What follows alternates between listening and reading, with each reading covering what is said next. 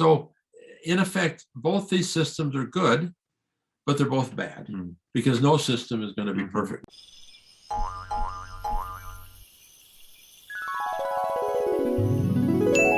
안녕하세요, everyone. 안녕하세요. This is Mark Peters with the Frog Outside the Well Research Center, and today I have my favorite all-time guest. Wow. And I say that because he has done my video that has the most views and maybe close to the second most views. Koshigi did pretty well. Yeah, they're fun videos. You should watch them if you haven't. Koshigi was funny. That was a funny story that you told about the hat. Yeah. I've got the hat. I still have the hat right here. Koshigi. You know, it's funny though. I found out that some people really think this means Namchakko. Right. But you know, you and I lived in Cholado. Yeah. And we know it's much more than Koshigi that. is used for everything back. But I found there some people put in their comments that there's a serious definition of Koshigi, and that is if I know what I'm saying and you know what I'm saying, that's what it means. Right. I mean, they've put that definition in the dictionary because that's how it's used, and they say it's not satsuri because it's used widely, but in reality, Koshigi is used as a satsuri expression In Cholado. In Cholado, yeah. And outside of Cholado, it might mean something else. Right. I first thought, hey, you're narrow-minded if you think that's what it is, because you've never been to Cholado. But a lot of people really think that. Right. So that's funny. Yeah. Anyway, so we're back again, and this time we are going to tackle the untackleable. Yeah. Romanization. Mm-hmm. And everybody has an opinion about romanization, and everybody hates romanization. There's no good way to do it. There's no good way to do it. So let me show you some things that we've set up here on a PowerPoint. So here it is, the romanization of Korean. And I put in problems. And I've got a diagram there. We're going to come back to that in a little while. Yeah, and in case you don't know about romanization, that's just what we call the English spelling of the Korean word. So kind of the way we transcribe it in English. So romanization works in English and French and German and all of the Romance languages. The Latinate. Yeah, the Latin net. Yeah. Yeah, there we go. Okay, the problem is there are phonological differences between Korean and English, meaning that the way the consonants are produced is in a different part of your mouth. It's like in a factory where they produce typewriters. Nobody has typewriters. They produce computers over here and televisions over here. It's completely different production in the way the sounds are made. Right. Yeah, totally different spot in the mouth, totally different way of sort of pushing the air out of the mouth. So we're in a no-win battle, and we're going to show some examples of that. The first thing you learn when you learn Korean is 감사합니다 and 안녕하십니까. But the problem is you learn right away that it's not 합니다 and it's not 십니까, it's 십니까. Right. Hamnida. So right from the first, there are sound change rules. And, you know, I'm sorry, King Sejong, you know, you created the most perfect alphabet in the whole world. Right. But there are some tricks to learn. Right. There's no way to perfectly represent the way that any language is spoken orally in a script system. And so Hangul definitely doesn't master that in a way that other languages can't. Yeah. So that's the bit of the problem, and we see it from some of the first words you learn. It's Hanguk and Mal, but it's not Hangukmal, it's Hangungmal. Hangungmal, which in turn often transforms to Hangungmal when spoken by native speakers. Hangungmal. And then another example is Shimni. There we have double sound change. Shimni domo kaso palpyananda. So common words we learned, we see the sound changes. As I see it, I like to talk about the 4 problem children. Right. And these are the 4 major stops that you have in virtually any language. Every language will make stops and do different things with their stops. And the problem in Korean is you can look at these 4 letters and you can say they're always pronounced the same, and you're lying. Right. Because it's not pronounced the same. They can be pronounced in 4. I see basically 4 different ways. I like to do the 4x4 grid, 4 different ways, but there's actually a 5th and a 6th and actually a 7th way to depending on context. Yeah. and the environment. So here's the using a romanization system to show how these sounds are different. The kiek can be pronounced 4 different ways, even though it's still the same kiek. And the kiek can be written with a double kiek, but it can be, even if one kiek, it can be pronounced like a double kiek. And same is true with the other 4 problems. What it is, it's a matter of voiceless, voiced. How do you want to say this? Combination with any of these other 4 problems. Hakdang, bopdang. Any of these together with one final and one initial creates a reinforced sound. Yeah. And then you've got the H factor, which creates aspiration. Kopada, to multiply. Kopada. It's written kopada, but it's kopada. So that's true of all this. So we got the 4x4 grid, how any of these 4 problem children, I like to call them problem children. Yeah, they really are. Every family has problem children. These are the ones of Hangul. And these are the problem children in Hangul. But it goes deeper than that, because now you can have a nasal followed by one of these 4 problem children, and you get a 5th sound. Kiek becomes Digat becomes Piep becomes and Chiet becomes again. And we've got some examples of this. For example, with the kiek, followed by a real, becomes dong ni, and peng ni, and hang nian, and pang mulguan, and hangul ma. Right, all different. Yeah, still the K, but different pronunciation. That becomes the NG. And then the tigat, that tigat or tiat? Tigat. I get mixed up on it. Yeah. You're the linguist, Well, you know this stuff. Native Koreans get mixed up on it too. So Oh, is that okay? yeah, they say tigut. They call all of them whatever they.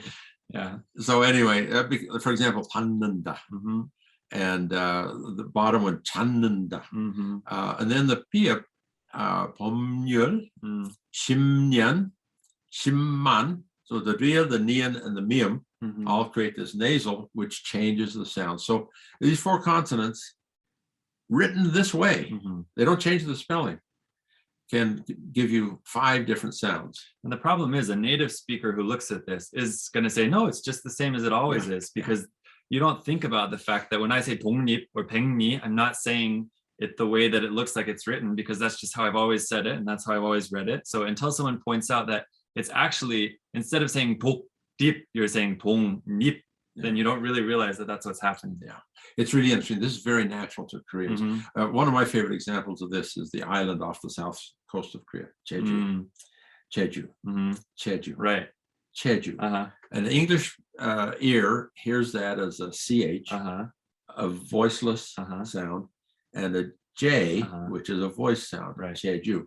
You sit down with a Korean speaker and say, how are these 2 different? And they look at it.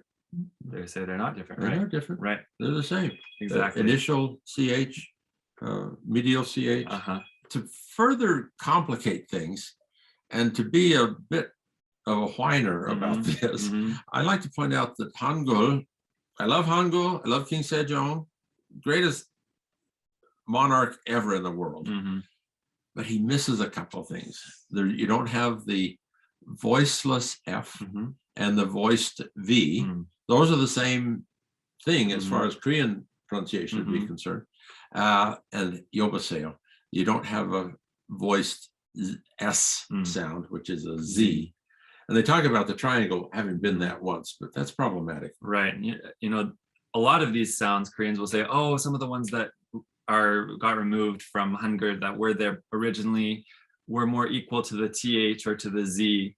But really, those statements aren't totally accurate. So, yeah. And I put 2 THs there because one of them's voiced and one of them's unvoiced. Yeah, thy and thigh. Thigh, right? Yeah. The English-Korean matchup just is not going to match up, which really impairs our romanization prospects. So there we are with our 4 problem children. Here I took the nasals off, but we got the S there, and you can have a double S. Right. Ipsul, that's a double S sound, without writing a double S, but still there's that, we're missing that that one there, the voiced. Never gets voiced. Yeah, you never have a voiced S in Korean. So there are two systems. And we're not going to go into a lot of detail on these two systems, but just to point out that there are two basic systems, McCune-Reischauer and the revised Romanization system. One is more phonologically descriptive. I like to say accurate, actually. That's McCune-Reischauer, because it describes things the way they're made.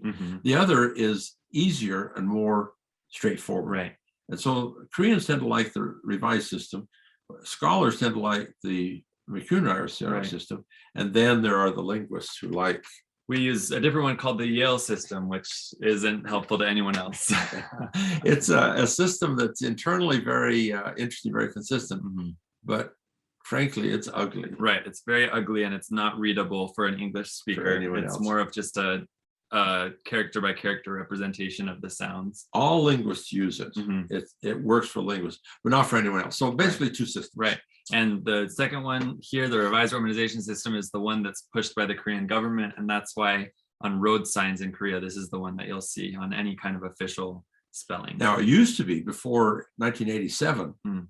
In 1987, they adopted the McCune-Reischauer system officially. And for those 13 years, the road signs, everything.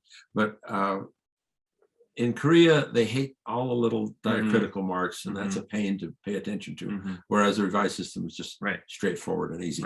The little marks try to make it more accurate, and there are scripts that have markings.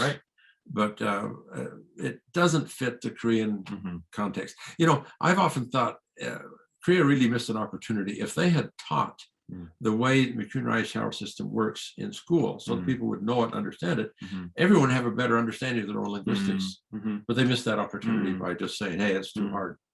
Forget it. Right. Interesting. So in effect, both these systems are good, but they're both bad, because no system is going to be perfect, no matter what you can do. Neither is perfect, because neither one matches up. You know, I had a friend, a visiting scholar here at BYU several years ago, who said, oh, I'm so frustrated with Romanization. He says, Mark, let's you and me sit down and make the perfect system. And I said, okay, let's do that sometime, knowing full well that it's never impossible. Gonna work. And you know, the thing is with Korean, I mean, the Japanese and Chinese languages also have romanization systems that are official and universally used, but they're much more helpful because there just aren't as many sounds. Korean has a lot of sounds that change a lot, and so it's much harder to represent in English. It's a voice box factory again. The factory in the voice box of the Chinese and the Japanese is fairly close to the English. And they're more simple than the English, so we can sort of represent all of it with English, whereas Korean has sounds that we don't have, and we have sounds that Korean doesn't have. So that's the problem. And here's my representation of it. They just don't match up. They might have similar aspects and colors and things, but if you try to sort of superimpose one on the other, they're just not going to ever be the same. Work. So you see romanizations where 안녕하십니까, you do represent the M for shimnika, but here are the two different O's, two different representations of A, and 감사합니다, you get the different representations. I think the thing that's interesting to me is Koreans will make fun of Americans because we over voiceless a word and make it sound like aspiration. So you see people say, Mr. Kim 계십니까, which is typical American speech. But the thing about that is, I like this example of if you say quick, kill the snake, you're aspirating those K's, but you're not changing the meaning. Right. And to an English speaker, English has voiced sounds and unvoiced sounds, a voiced G and an unvoiced K, but the typical 기역 that's used in Korean, as well as the reinforced 기역, the sangyok, they're both unvoiced in some contexts. And so to an English speaker, they're both going to just hear those as Ks because that's the only unvoiced sound there that they know. Yeah. When Americans hear the variations of Korean, they don't catch it. Yeah. It's not natural at all. Well, so where does that bring us? We've got to, how do you write your name? And Koreans prefer Kim, K-I-M, and Pak or Park. I always think it's kind of funny to put the R in because that's only limited to Boston accent to say Pak. Otherwise it's Park. but you see both of those. Chung in the old days used to be C-H-U-N-G. Nobody spelled Chung any other way. And Lee, Re is the can of worms from the beginning. Right. And then poor Choi is a problem. Since the 2000 romanization system, we see that they want you to say Gim and Bach, and people have adopted the J-E-O-N-G. A lot of people use that one. Yeah, that one has worked.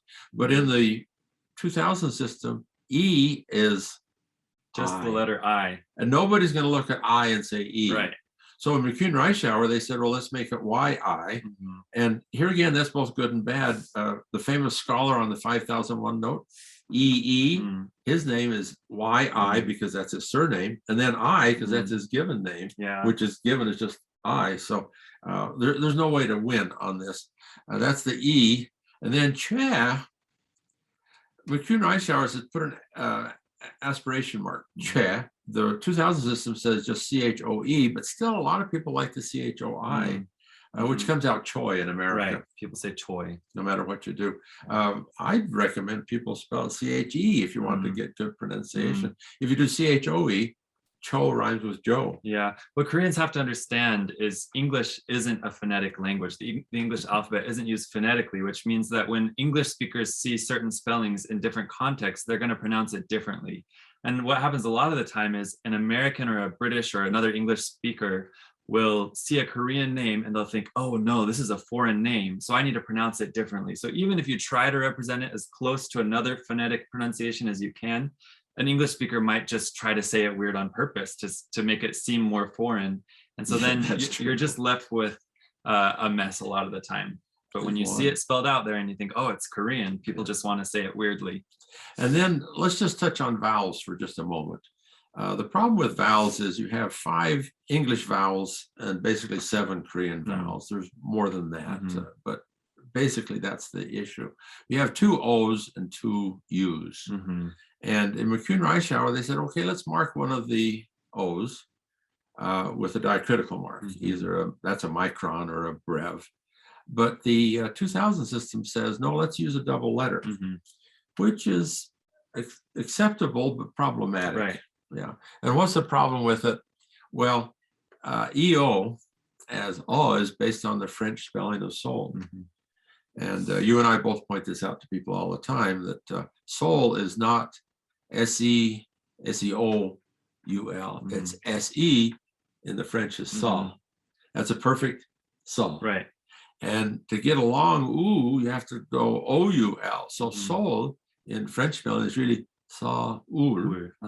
And therefore, people assume that SEO equals saw. Yeah, whatever Korean person then took that French spelling of Seoul and said, we're going to base a romanization system off of this, said, well, the S-U, I know that U makes U, so the U-L must be ur, which means the S-E-O must be so. But in reality, there's no part of the English language in which the combination of E-O makes an O sound. Any English speaker that says E-O will read it as E-O or A-O or something like that. And Americans, ha and saw in America, who spell it H-E-O and S-E-O, get heo and seo. Heo and seo, exactly. There's nothing they can do. Yep.